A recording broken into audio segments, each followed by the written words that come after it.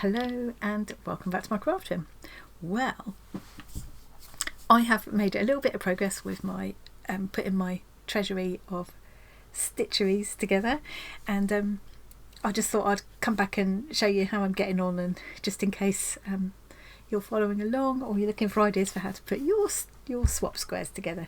So these are all of the squares that I got in the Great Big Little Stitchery Swap Mark 1. There's another one coming up in November.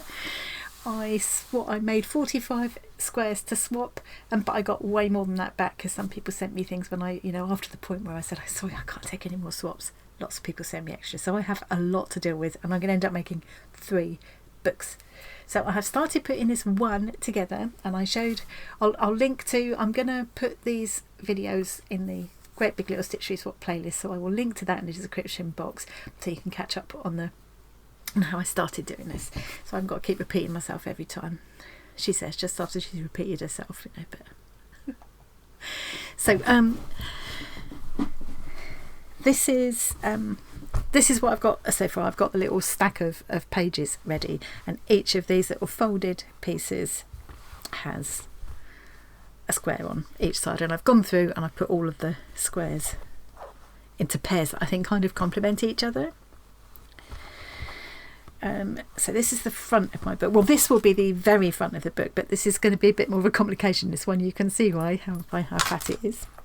But these first 2 pages are kind of going to be, most of them are going to be like these first 2 pages. So I thought I'd just show you, because I tried to explain where I was going the other day, but it's a bit difficult to say in words, so I thought I'll come back and show you.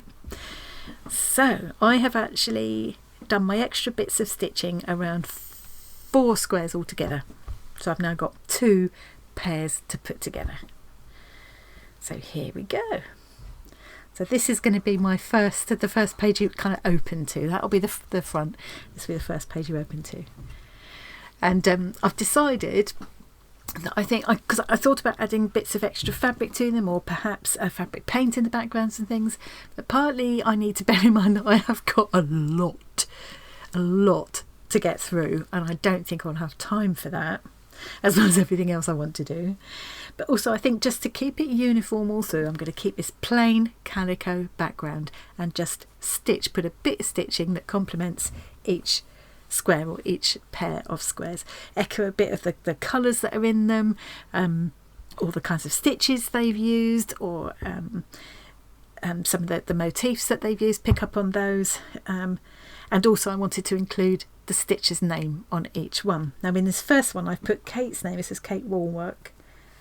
I've put Kate's name there, and I've decided since then I'm going to put all the names underneath the squares, because for each square I'm not going to stitch it down all the way. I'm leaving it so it flaps up. It'll either flap up that way or flap open that way, it depends. This one is going to flap up so that I can see the back, because I love to see the back. And also some people, like Kate, have also written on the back, so it's nice to be able to see that. So here I've just picked up the colours that Kate's used herself. I'm going to go back through and add some sequins as well, because she's got a little sequin here, and I know I've got some sequins this colour, so I might dot them around as well. And I've just done a little bit of this fly stitch in here, some kind of lazy daisies and straight stitch, and this is just a back stitch which I then whipped. I just wrote it on with a pencil. In fact, you can see that I've got a pencil line there that I'm going to have to try and rub out. If not, I'll add a load of seed stitching and cover it. It'll be fine. So this one is from Lisa. This is Lisa Page, I think this was. And here again I've echoed, I think they complement each other with the colours, and I've echoed some of the colours around. Oh, and for each square I'm just going to stitch into the square myself a little bit. Just add a little bit of something of myself to each square. In this case I've got a chain stitch to attach it down, and just this running stitch all around it. Love it. Just love this. Look at it. When you're working on these like this, it makes you look at and appreciate the square that's been sent to you all over again. This is going to be a lovely exercise to do, so I will appreciate every single one as I go through. With this one I've echoed the little flowers that Lisa's embroidered here. I love how she had them peeking out from under her hexes here and peeking out there. I love that. So I've got them peeking out of the square. I love the little button, and I might just, I was doing this downstairs last night, didn't have my buttons with me, so I might add 1 or 2 buttons around as well. Or the other thing I want to do is add tabs to some of the pages, so maybe the buttons will be on the tab actually. That'd be quite fun. And then I've done this one again, flaps upwards. Lisa tidied up her backside though. And I've written that in a disappearing heat disappearing pen. So I've embroidered her name there. I haven't done a great job of it, but it doesn't matter, you know. You can only see it when you lift up, and I'm the only one that is going to see it. And I've put some more of the flowers there, so they just peek out. So then this will open this way. I'll show you how they'll go together in a minute. This will be the next page. And here I've got, this one was from Leslie. And I loved how she did these circles of stitching here. So I've echoed that in the background and added some I've just sort of expanded out the circles that she'd already made. And then I've blanket stitched there, and I've done a couple of running stitches around there. Just in the same kind of straight stitching that she's used. I used an orange variegated thread around there, and here's a bit of whipped back stitch just to give a bit of a different texture. There we go, and I've embroidered her name there. Then this one is from Lucy, and now while I was working on this, I found that where she'd used these little cute French knots in the purple thread to hold the sequins on, but they just kept coming off. So I'm going to go back through and reattach the sequins. There were 5, one here have come off, so I will go back through and reattach those. But I've echoed some of the stuff that she's done here. So where she's got this, I loved this little kind of blanket stitch circle. I thought it was beautiful, that little motif. So I've done some here. I put some French knots in as well because she's got French knots. And the little star shapes, I've done mine differently and not half as neatly as Lucy has. But and when I put the sequins back on the square, I'll also dot some around as well. And again, they can be echoed in the tab. I've got a tab on the side of the page. So and that's the only ones I've done at the moment. So I'll just put that out of the way. So this is what I wanted to show you really. Partly what I've got in, what my intention is with, you know, I kind of said the other day I'm going to be stitching all around them, but it's hard to explain what I had in mind. So to start stitching these together, I need to put my pairs together in the way I want the book to open, like that. So ignore that one. That one will be attached to the front. I'll deal with that later. But these two will be attached here. These two will be attached together. So I'm going to stitch them all the way around there, and around there. So then when I open it, these will now be attached together here, like that.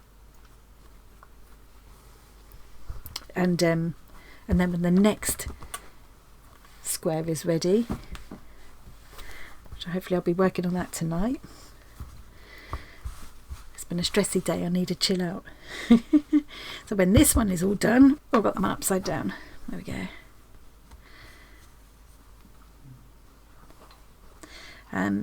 I will attach these two together. So again, bring those together, stitch them around there, there and there. And then when I turn the page over, that'll be the next thing I'll see. So I think that's going to work really nicely. And I think the plain natural colour calico with little additions, different additions, you know, inspired by what's actually on the squares, and then some fun little tabs and things on the side, and I'll do a sort of patchwork, like almost a kind of Kawandi style cover, I think. Or possibly I'll make some scrappy string squares and make them into the cover. I might even have a piece that's already I can use. I've got some lovely pieces that people sent us. I want to do some things, some of that thread painting that Christine showed in Create and Craft with Christine.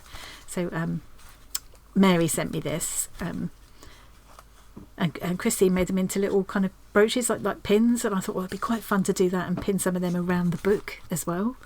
So definitely want to try and bring that in. And then who sent me this? I've had to write them all down in case I forget. So Nancy sent me these beautiful batik pieces. They'd be quite nice to make the cover for one of my books. As I say, I'm going to need 3 books, and then I've still got the art swap squares to do. So yeah, I won't sit and stitch that now, make you watch me do that, because it's just going to be a plain, I just thought, just a plain simple running stitch. I could do it with I could do a blanket stitch and have nice neat edges.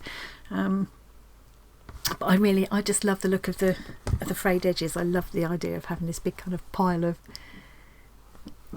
pages, all with these fluffy edges and the interesting little tags coming off and maybe a bit sticking out here and there. Yeah, so very excited about that. And I think that's all I need to say for today. Short and sweet for me, eh?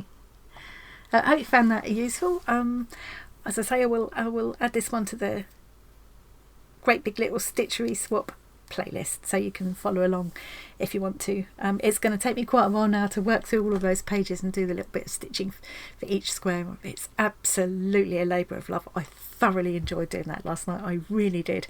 And I think with every page will be different, inspired by the square that's on it. And I think just doing that, just stitching a tiny bit into it, just a little tiny bit around it myself, just to sort of add a little bit of myself to it as well. And just really looking up what each stitcher has done in detail and try to sort of echo that in some way on the page will make me really appreciate every single one, even more than I do already. And yeah, I just think it's going to set them all off really nicely. Just, yeah, I said the other day, I think this is the bit I've been the most looking forward to, and it's just perfect. You can see, like, it's only, what are we, just coming up to 7 o'clock, and it's getting dark outside already, so the night's very much drawing in. A little bit of a chill in the air. Definitely sit on the sofa with a blanket over my knees, doing a bit of stitching. Oh, bliss. I hope you're having a lovely week wherever you are, whatever you're up to. Thank you very much for joining me today, and I'll see you again really soon.